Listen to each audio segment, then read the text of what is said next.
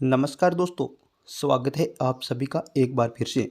दोस्तों, अगर आप अपनी लाइफ में कुछ नया सीखना चाहते हैं तो मेरे साथ ज़रूर बने रहिएगा और मेरे चैनल को लाइक करिएगा, शेयर करिएगा, सब्सक्राइब करिएगा ताकि मेरा हर नया वीडियो आप तक आता रहे।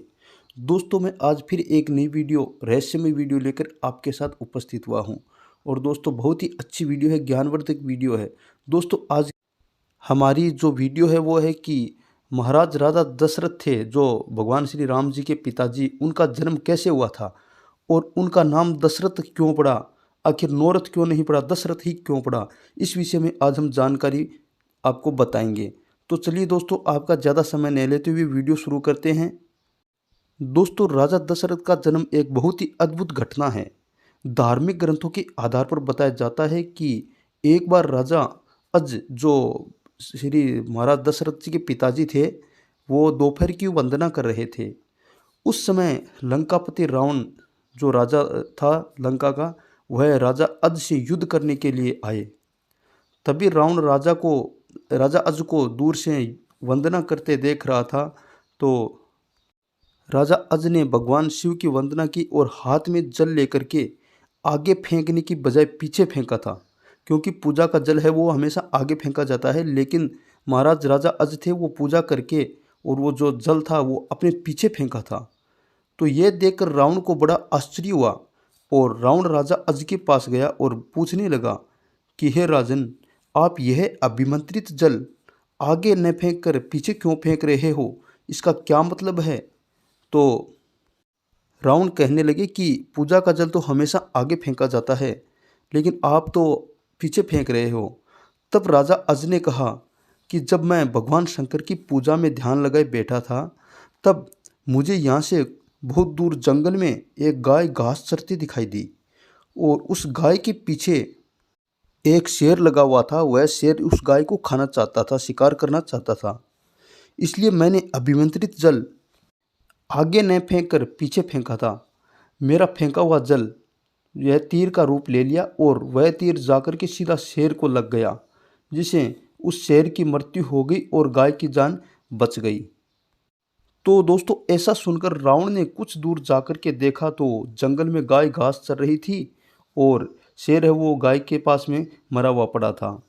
तब रावण को डर लगने लगा कि ऐसा महापुरुष राजा, जो अभिमंत्रित जल का भी तीर बनाकर शेर को भी मार सकता है, तो मैं इस राजा को कैसे हरा सकता हूँ। ऐसा सोचकर रावण डर के मारे वहाँ से वापस अपने राज्य की ओर चला गया। एक बार राजा अज जंगल में भ्रमण करने के लिए निकले थे। तब जंगल में एक सरोवर दिखाई दी और सरोवर में एक खूबसूरत फूल तैर रहा था और राजा उस फूल को लेने के लिए समुद्र में कूद गए, ये सरोवर में कूद गए। राजा जैसे फूल के पीछे जाते, फूल उतना ही आगे जा रहा था।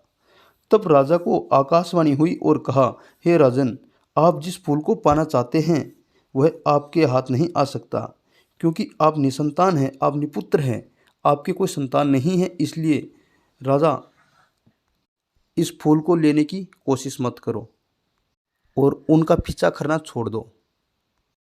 तो राजा अज यह आकाशवाणी सुनकर के और वापस अपने महल की ओर चले गए।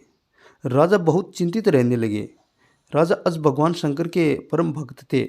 भगवान शंकर राजा अज की चिंता से व्याकुल हो उठे और भगवान शंकर ने धर्मराज जी को बुलाया और कहा कि हे धर्मराज, तुम एक ब्राह्मण का रूप बना करके अयोध्या नगरी जाओ और जिसे राजा अज को संतान की प्राप्ति होगी।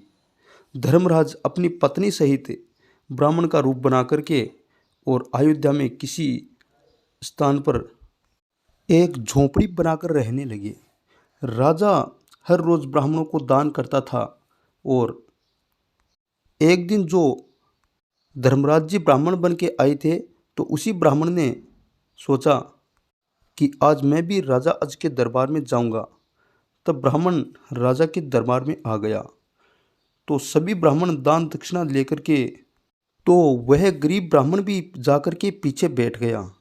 तब सभी ब्राह्मण अपने अपने घर दक्षिणा लेकर के चले गए। तब वह ब्राह्मण बिना किसी दक्षिणा लिए ही जाने लगा। तब राजा ने कहा, हे ब्राह्मण देव, आप बिना दक्षिणा लिए नहीं जा सकते, क्योंकि आज तक मेरे दरबार से, मेरे महल से कोई भी ब्राह्मण बिना दक्षिणा नहीं गया, इसलिए आप दक्षिणा लेकर के ही जाओ।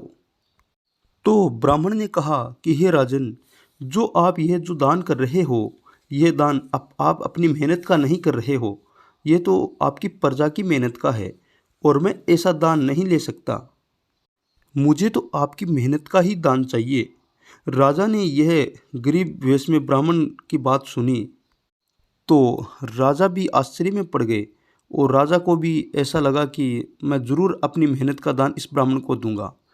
तो राजा ने एक गरीब का भेष बनाया और एक लोहार के पास गए और काम पर रखने के लिए बोला।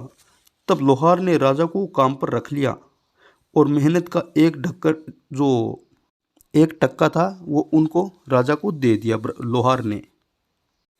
राजा आज वह टक्का लेकर के गरीब ब्राह्मण के घर, जो झोंपड़ी बना करके रहता था, उसके पास गया। तो ब्राह्मण घर पर नहीं था, तो राजा ने वह टक्का ब्राह्मणी को दे दिया और बोला, ब्राह्मण आई तो बोल देना कि यह टक्का राजा देकर गया है। ब्राह्मणी को बहुत गुस्सा आया कि इतना बड़ा राजा होकर के एक टक्का दान में देता है, उसे शर्म आनी चाहिए। तो जब ब्राह्मण घर पर आया तो ब्राह्मणी ने पूरी बात बताई ब्राह्मण को, और गुस्से में आकर के वह टक्का ब्राह्मण के सामने फेंक दिया। तब वह सोने का टक्का जमीन के अंदर चला गया। तब ब्राह्मण ने टक्के को खोजने के लिए जमीन खोदना शुरू किया। जमीन के अंदर खोदते खोदते एक सोने का रथ निकला और वह रथ ऊपर की ओर चला गया। ब्राह्मण ने और खोदा तो दूसरा रथ निकला, वह भी ऊपर की ओर चला गया। इस तरह से रथ निकलते गए और ब्राह्मण है वो खोदता गया। दोस्तों, इस तरह से निकलते निकलते 9 रथ निकल चुके थे। 9 रथ के बाद 10वां रथ निकला, वह जमीन पर आकर रुक गया। ब्राह्मण ने देखा तो उस रथ में एक बच्चा था। तब ब्राह्मण उस बच्चे को लेकर राजा के पास गया और सारी घटना बताई। तो ब्राह्मण ने राजा से कहा कि हे राजन, ये जो बच्चा है वह आप ही का है, आप ही के भाग्य में लिखा है। इस बच्चे को आपके लिए भगवान ने भेजा है, आप इस बच्चे को स्वीकार कर लें।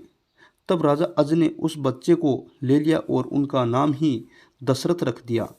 इस प्रकार से दोस्तों राजा दशरथ का जन्म हुआ था, और इसलिए राजा दशरथ को दशरथ के नाम से जाना जाता है। दोस्तों, मेरी वीडियो कैसी लगी, लाइक करिएगा, शेयर करिएगा, सब्सक्राइब करिएगा। फिर मिलते हैं अगली ऐसी ही अद्भुत वीडियो में।